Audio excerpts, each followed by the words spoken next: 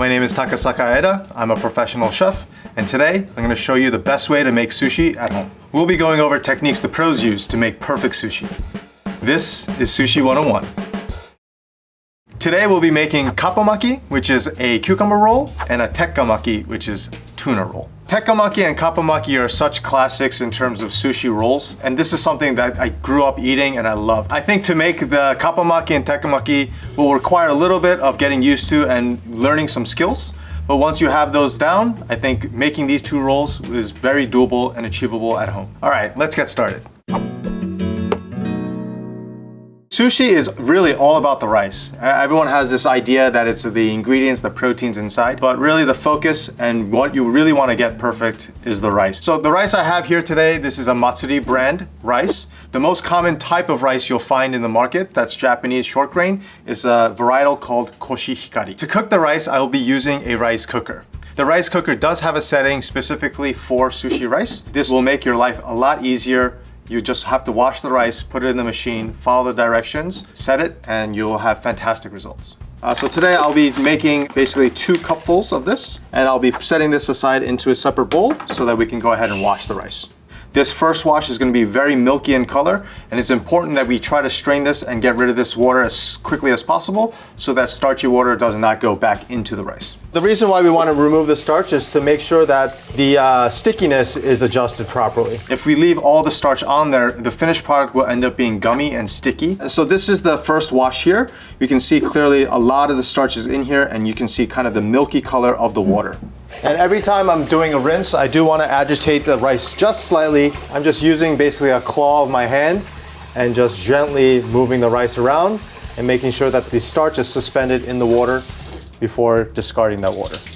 This should be the last rinse that we do, and we can see that the water is running pretty clear now. Once the rice is washed properly, we're going to go ahead and let the water drain out. Generally, for a consistency matter, I like to set a timer for 5 minutes so that the amount of water that's draining is consistent every time I make this recipe. I'm going to go ahead and gently jump in the washed rice into the pot. Then I'm going to just get some clean water and fill the pot up to the indication of the number 2. We're going to go ahead and put this into our rice cooker. So we can go ahead and hit the cooking button. And it'll play fantastic music. And that's how we know that the rice cooker is on and ready. This rice cooker should take just around 40 minutes to finish the cooking process. While the rice is cooking, I'm going to go ahead and make the sushi vinegar. So the recipe I'm using here today will be starting with 2 cups of rice vinegar. Rice vinegar is a little bit different from your just straight white distilled vinegar. It does have a little bit of a nutty flavor to it. And here I have the salt and sugar already measured out, 1/4 cup of the salt and 3/4 of a cup of sugar. This is a lot of solids going into this liquid. So we want to give it a thorough mix in the beginning and then let it settle for about a minute. And then we can see whether the sugar and salt has dissolved by looking at the bottom of the bowl. I'm just gonna go ahead and drop in a piece of kombu here. This is a dried kelp seaweed. Adding this piece of kombu here, this is gonna add a lot more umami and depth of flavor to this rice vinegar, and it'll also help balance out some of the salt and vinegariness. So now that our sushi vinegar is ready, we're gonna set this aside and start working on our other ingredients. We have our ingredients here for our kappamaki and our tekkamaaki, the cucumber and the tuna. In order to prep these, we want to cut these down to the size of the nori. The size of the nori produced in Japan is standardized. So this is your full sheet. These are actually rectangles. And so you can see the lines indicating this way, and actually it's slightly longer this way than this way. It's not a perfect square. And so just very easily what we can do here is take one sheet, fold it in half, and then this way we can just gently split this into 2. I have a couple pieces of Persian cucumber here. You can use really any kind of cucumber. I like to use either the Japanese varietal or Persian cucumber. There's less seeds in here, and these cucumbers tend to be a little bit less watery. Try to find the halfway mark of this nori. And I'm gonna cut these cucumbers down to about the half size so that they'll sit nicely side by side inside the roll. I'm gonna go ahead and quarter these, and so I'm just gonna cut this in half and then take the halves and cut those in half as well. Again, the seeds is where there's the most water, and so I'm gonna go ahead and remove the seeds from the cucumbers. And so now that I have all the seeds removed, I'm just gonna go ahead, I think for this size I can cut this into thirds. So next I'm gonna be working with the tuna. So really important here in sourcing these ingredients, especially when we're talking about proteins for sushi use. We want to make sure that we're sourcing it from someone we trust and that it is sushi grade. And so here I was able to go to a Japanese market that has a fish butcher department, and they have all the sushi grade fish that they serve and treated in such a way so that it's really eliminating kind of cross-contamination and making sure that it's safe to consume raw. Talking about freshness, you want to make sure that your tuna is bright red.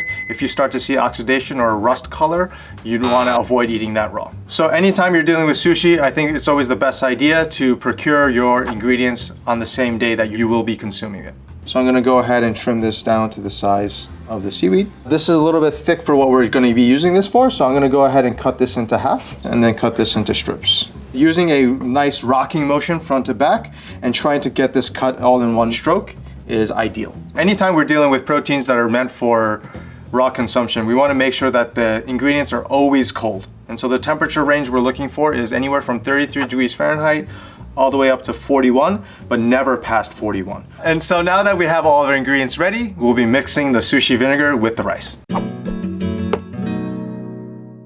Traditionally, when making sushi rice, we use a vessel called hangiri. This is a vessel that essentially looks like a large tub made out of Japanese cypress wood. But if you don't have one, just using a regular bowl is just fine. So the way I like to measure out the sushi vinegar is 20% by volume of the dry rice. So 20% is 1/3 cup of rice vinegar. So we're gonna go ahead and measure out 1/3 of a cup, and we're gonna go ahead and just empty out the entire contents of the rice into our bowl. And here we're gonna take our sushi vinegar and try to evenly pour this over all the rice. Just like when we're washing the rice, if we're agitating too much, it's gonna keep releasing starch. And so all we're gonna do here is just mix gently, and something we call kiri, which is to cut. And so this is the final stages here where we're trying to make sure that each grain is separated and has the sushi vinegar evenly distributed on each grain of rice. This is really important that the rice is nice and warm while we're doing this. You know, because of the starch content, if this is cold rice, the starch will coagulate and kind of tighten up, and it'll be much harder to mix, and then also will release more starch because it is harder to mix. So we want to make sure it's nice and warm, piping hot, right when the rice cooker is done cooking is really the ideal time for us to mix the vinegar in. Now that the rice is all mixed with the vinegar, I'm gonna go ahead and put this right back into the rice cooker. This actually has a warm function, so once we put it back in the pot, it'll stay warm and be ready for when we make our rolls.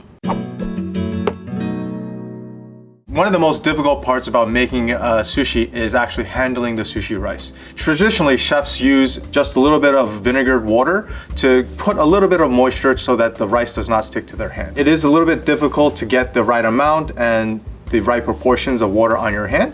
And so I'm just gonna show you a little tip here to make your life a lot easier. So I have here a pair of vinyl gloves, and I'm just gonna take some neutral oil and just put a couple drops on the gloves, and this will protect my hands from any rice sticking. The first roll we're gonna make is the kappa maki. So kappa maki is gonna have the nori seaweed, the seasoned sushi rice, a little bit of wasabi, the cucumber batons, and that's it. We have the half sheet of nori that we cut here from before.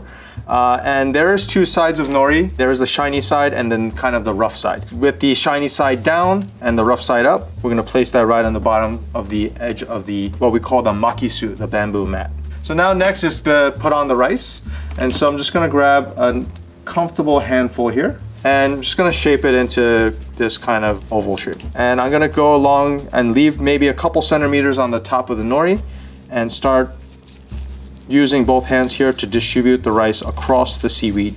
This style of roll is very easy to overstuff, and so think less is more here. And so on the top edge here, I'm actually gonna create kind of a dam, and this is where all of our ingredients are gonna rest upon. And that's gonna really help so that when we're doing the rolling process, things are gonna stay nice and tucked in. And the remainder of the rice, I'm gonna go ahead and spread this out to the bottom. And again, here on the bottom, we don't have to go all the way down. This remaining rice on the bottom here is what's going to stick onto the dam that we created, which will finish and seal the roll. So next I'm going to put wasabi into the roll. And so we have a tube wasabi. So I'm just going to take a little bit here, put it on my finger here, and I'm going to go ahead and spread this out. This is a personal preference depending on the strength of the wasabi you're using and how much you like. You can go ahead and put on as much or as little. When placing our ingredients, we want to make sure that it's all the way up against the dam. And now we're gonna roll the nori, and we're gonna aim for this edge of the bamboo mat to come right past the dam. so that this area here where it's empty with rice will then adhere to the rice on the other end. And once I get here, now here I'm just gonna just press gently to make sure that the rice and the seaweed stick together, and kind of going for a square shape. And so I'm gonna press on front and back, and then press also on the top. And then we should be able to see here that there's a little bit of seaweed left over. And so once I open this up, I'm just gonna turn this over, and that little bit of flap should be sitting right on the bottom of the roll.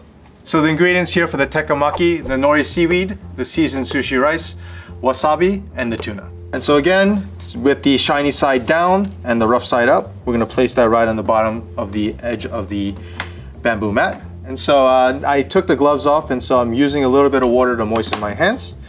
And same process here, going from left to right, going to spread the rice out, and then dragging the rest of the rice down towards the bottom of the seaweed.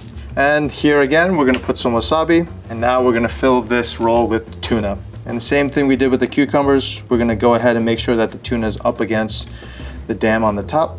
So again, we're gonna go and make sure that the bamboo mat goes all the way over to the edge. And again, once we get here, we wanna go ahead and squeeze, trying to make a square shape.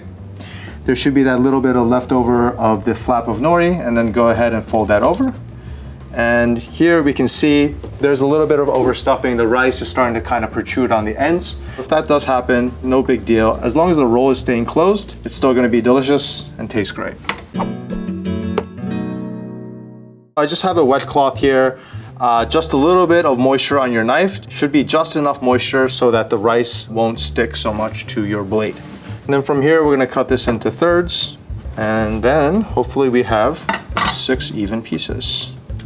So next we have the tuna roll, and again, same process here. And if you really want to go really neat and really be presentable, you can always go ahead and cut the edges here to make the edges beautiful. And then again, cut this into thirds. So this is kind of a young ginger that's been pickled in vinegar, salt, and sugar. This is really commonly eaten between pieces to kind of cleanse your palate. The final touch here is we're just gonna have a little bit of soy sauce on the side. This is just your regular kind of Japanese run-of-the-mill straight soy sauce. If you want, as an option, some people like a lot of wasabi, and so you can always add a little bit of wasabi on the side. And that is the best way to make sushi at home. We're ready to eat. I'm gonna start with a cucumber roll here. Just gonna dunk a little bit in the soy sauce. Oh. Oh. Wasabi's got a kick. So it's just something to keep in mind actually talking about wasabi. Wasabi actually has a relationship with fat. So the more fat something has, the more wasabi you can put in it. So obviously talking about cucumbers here, really no fat here. So you're gonna really feel and accentuate kind of the fire that you get from the wasabi. But really great, the rice is nicely seasoned. I get the aroma of the nori as I'm bringing the piece to my mouth. Just a little dunk. So yeah, I mean, the simplicity here is what I love the most. The akame has that nice, gentle flavor of iron, the nice kick from the wasabi, seasoned rice, and again, the aroma from the nori is really heightens the entire dish. The skill in terms of rolling the roll itself takes a little practice, but once you get those kind of few skills down, I think making sushi at home is something very easy to do.